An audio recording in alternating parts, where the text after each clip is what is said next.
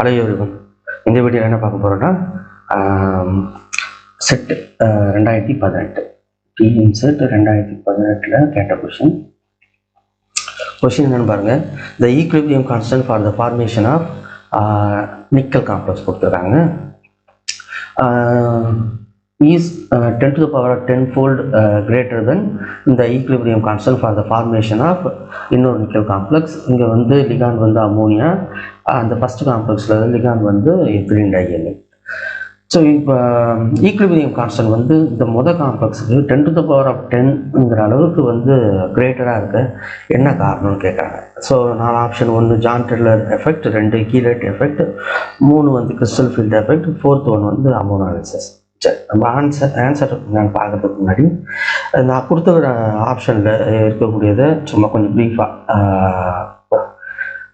பார்ப்போம். Jahn Teller effect. So Jahn Teller எஃபெக்ட்னா உங்களுக்கு தெரிஞ்சிருக்கும். ரொம்ப சிம்பிளாக ஜான் டெல்லர் எஃபெக்ட் எப்படி நீங்கள் புரிஞ்சுக்கணுன்னா, ஒரு நான் linear molecule, so linear molecule இல்லை, நான் லீனியர் மாலிகுல், அந்த மாதிரி ஒரு நான் லீனியர் மாலிகுல்ல அதோட டீஜெனரசியும் அண்ட் ஸ்டெபிலிட்டியும் அட் த சேம் டைமில் இருக்கவே முடியாது. ஒன்று டீஜெனரேட் ஆர்பிட்டால்ஸ் இருந்தது. ஃபார் எக்ஸாம்பிளுக்கு இப்போது இந்த நிக்கலே எடுத்துங்க, இந்த நிக்கல் காம்ப்ளெக்ஸில் நிக்கல் சென்ட்ரல் மெட்டல் அயான், அதில் இருக்கக்கூடிய டி ஆர்பிட்டால்ஸ் எல்லாம் டீஜெனரேட்டாக இருக்குது. டீஜெனரேட்னா அதோட எனர்ஜி எல்லாமே இருக்கக்கூடிய அந்த 5 ஆர்பிட்டாலும் சேம் எனர்ஜி லெவல்லே இருந்ததுன்னா, so dxy, yz, dzx, dx square minus y square dz square.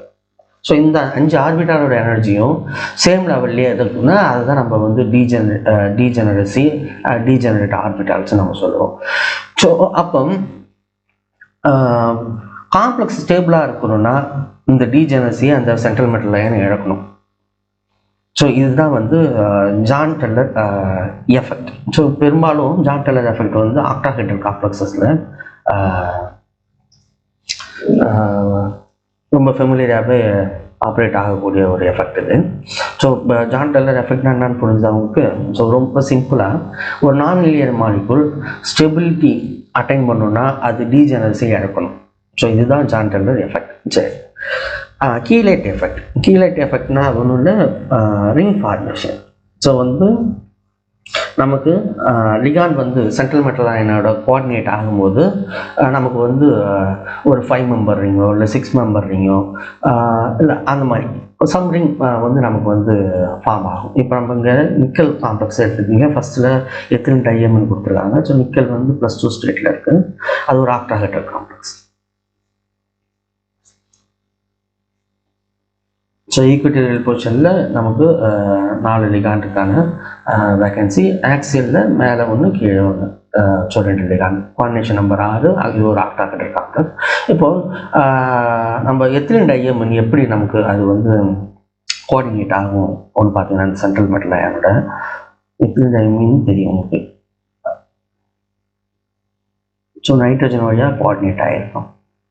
So இது எத்திலீன் டைஎம்என். இப்போது இந்த பார்த்து பாருங்கள், நிக்கல் இங்கே நைட்ரஜன் 2 3 4 5. ஸோ அப்போ வந்து இங்கே நமக்கு வந்து ஒரு 5 மெம்பர் ரிங் ஃபார்ம் ஆயிருக்கா.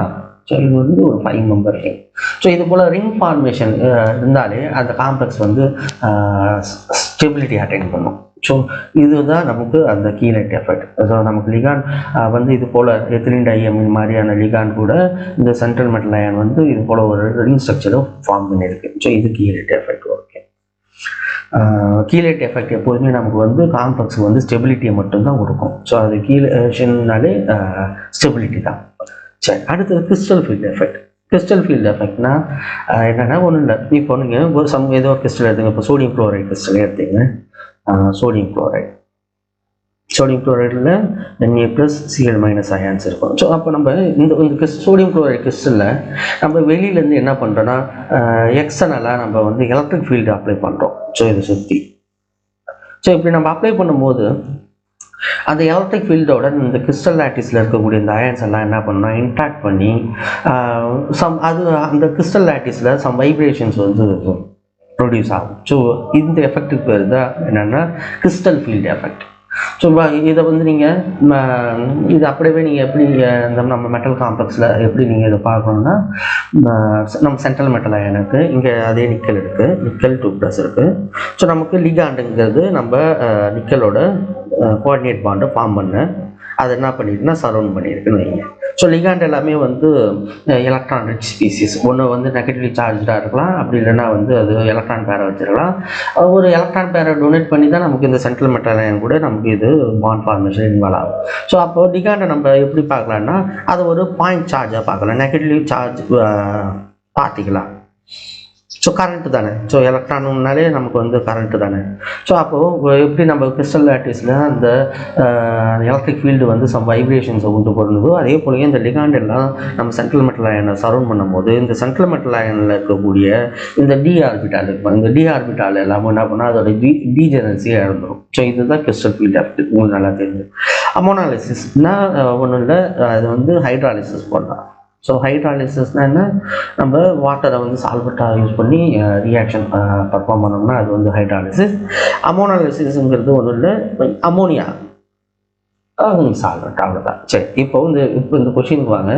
ஈக்லிபிரியம் கான்ஸ்டன்ட் வந்து அதிகமாக capital letter k, small letter கேனா ரேட் கான்ஸ்டன்ட். சரி, ஈக்லிபிரியம் கான்ஸ்டன்ட்னா உங்களுக்கு தெரியும், ஏபி இன்னும் 2 ரியாக்ட் பண்ணி சிங்கிற ப்ராடக்டை ஃபார்ம் பண்ணதுன்னா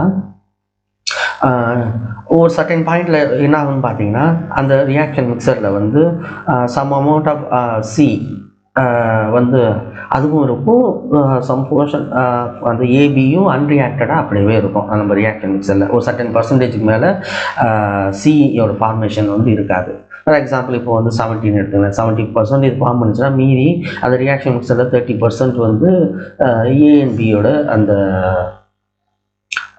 மிக்சர் இருக்கும். ஸோ இதுதான் அந்த பாயிண்ட் அட்டைன் பண்ணிடுச்சுன்னா ரேட் கான்ஸ்டன்ட்ங்கிறது நம்ம வந்து அப்போ வந்து என்னன்னு சொல்லுவோம்னா ஈக்லிபிரியம் கான்ஸ்டன்ட் சொல்லுவோம். சரி, இதுக்கு வந்து இந்த மொதல் காம்ப்ளெக்ஸ் வந்து 10⁻10 டைம்ஸ் வந்து அதிகமாக இருக்குது இந்த ரெண்டாவது காம்ப்ளெக்ஸ் கம்பேர் பண்ணும்போது. அப்கோர்ஸ் நீங்கள் பார்த்தாலே தெரியும், லிகாண்டை பார்த்தாலே. ஸோ இங்கே இதுக்கான காரணம் என்னன்னு பார்த்தீங்கன்னா முக்கியமான காரணம் வந்து நம்மளோட கீலேட் எஃபெக்ட் தான். ஸோ ஆப்ஷன் 2 தான் இது சரியான ஆன்சர். ஜான் டெல்லர் டிஸ்டார்ஷன் அதான இருக்கும், ஏன்னா இது ஆக்டாஹெட்ரல் காம்ப்ளெக்ஸ் தானே. ஜான் டெல்லர் டிஸ்டார்ஷன் இருக்கும், கிறிஸ்டல் ஃபீல்டு எஃபெக்ட் இருக்கும், அமோனியாவை நம்ம யூஸ் பண்ணியிருக்கோம், அமோனாலிசிஸ் தான்.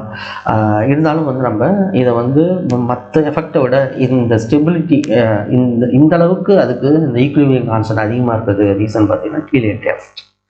சரி, இன்னொன்று என்ட்ரோபி நீங்கள் இதில் பார்க்கணும். இப்போ நீங்கள் ஃபார் எக்ஸாம்பிளுக்கு இப்போ நான் இந்த 2 காம்ப்ளெக்ஸும் வந்து நிக்கல் டெட்ராக்ளோரைடுங்கிற ப்ரீகர்சர்லேருந்து ஃபார்ம் ஆகுதுன்னு வைங்களேன். இப்போ நமக்கு 3 எத்திலீன் டையமீன் கூட ரியாக்ட் பண்ணி நமக்கு இந்த நிக்கல் ஃபஸ்ட்டு காம்ப்ளெக்ஸ் ஃபார்ம் ஆகிடுது. ப்ளஸ் வந்து இதில் வந்து நமக்கு 4 குளோரைடு அயான் வந்து இங்கேருந்து நமக்கு டிசோசியேட் ஆகி போயிருக்கும். சரி, இப்போ பிஃபோர் அண்ட் ஆஃப்டர் பாருங்கள். இங்கே நிக்கல் டெட்ராக்ளோரைடுங்கிறது ஒரே ஒரு மாலிகுல், இங்கே நம்ம காம்ப்ளெக்ஸ் 1 இந்த 4 Cl- அயான், அப்போ 5. ஸோ அப்போ நமக்கு ப்ராடக்ட் சைடில் பார்த்தீங்கன்னா 5 4 அதில் 4 அயான், 1 வந்து நம்ம காம்ப்ளெக்ஸ். ரியாக்டன் சைடில் வந்து ஒரே ஒரு காம்ப்ளெக்ஸ் ப்ளஸ் வந்து நம்ம இது இன்க்ளூட் பண்ணிங்க அந்த 3 எத்திலீன் டையமீன் மாலிகுல். அப்போ 1 + 3 4. அப்போது ரியாக்டர்லேருந்து ப்ராடக்ட்டுக்கு போகும்போது நமக்கு வந்து நம்பர் ஆஃப் அயான்ஸ் அந்த காம்ப்ளெக்ஸும் சேர்த்து நமக்கு வந்து நம்பர் வந்து அதிகமாக இருக்குது, 4லேருந்து 5. ஸோ என்ட்ரோபின்னா தான் உங்களுக்கு தெரியும். ஸோ அது வந்து டிஸார்டர்னஸோட மெஷர் தானே. ஸோ அப்போ வந்து நமக்கு இங்கே வந்து என்ட்ரோபி வந்து ஃபேவரபுளாக இருக்குது இந்த காம்ப்ளெக்ஸ். ரெண்டாவது காம்ப்ளெக்ஸ் இது இந்த அமோனியாவை நீங்கள் எடுத்துக்கிட்டா அதே நிக்கல் டெட்ராக்ளோரைடு, அதில் வந்து இப்போ நமக்கு 6 அமோனியா மாலிகுல் நீங்கள் ஆட் பண்ணுறீங்க. நமக்கு வந்து என்ன கிடைக்கும், நமக்கு இந்த காம்ப்ளெக்ஸ் கிடைக்கும், நிக்கல் அமோனியா காம்ப்ளெக்ஸ் ஹெக்ஸாமின் காம்ப்ளெக்ஸ் கிடைக்கும், ப்ளஸ் வந்து 4 Cl- அயான். அப்போது ரியாக்டன் சைடில் இங்கே ஒரு நிக்கல் டெட்ராக்ளோரைடு மாலிகுல் அந்த காம்பவுண்டு ப்ளஸ் வந்து 6 அமோனியா, ஸோ 7. இங்கே பார்த்தீங்கன்னா 5. அப்போ என்ன ஆயிருக்கு பார்த்தீங்கன்னா இங்கே என்ட்ரோபி வந்து குறைஞ்சிருக்கு. ஸோ சேஞ்ச் இன் என்ட்ரோபி இங்கே குறைஞ்சிருக்கு. ஸோ என்ட்ரோபி வந்து எப்போதும் பாசிட்டிவாக இருந்தால் தான் நமக்கு அந்த ரியாக்ஷன் வந்து ஸ்பான்டேனியஸாக நடக்குங்கிறது தெரியும். அப்போ வந்து என்ட்ரோப்பியும் நமக்கு இந்த கன்வர்ஷன் வந்து அன்ஃபேவரபுளாக இருக்குது. ஸோ ஃபஸ்ட்டு காம்ப்ளெக்ஸ் வந்து கீனேட் எஃபெக்டும் நமக்கு அது ஃபார்மேஷனுக்கு ஃபேவரபுளாக இருக்குது, இன்னொன்று வந்து என்ட்ரோப்பியும் அதுக்கு ஃபேவரபுளாக இருக்குது. ஸோ இதுதான் வந்து ரீசன். ஸோ புரிஞ்சிருக்குன்னு நினைக்கிறேன். ஸோ நம்ம அடுத்தடுத்த வீடியோவில் பார்க்கலாம். Formation chemistry. Okay, thank you.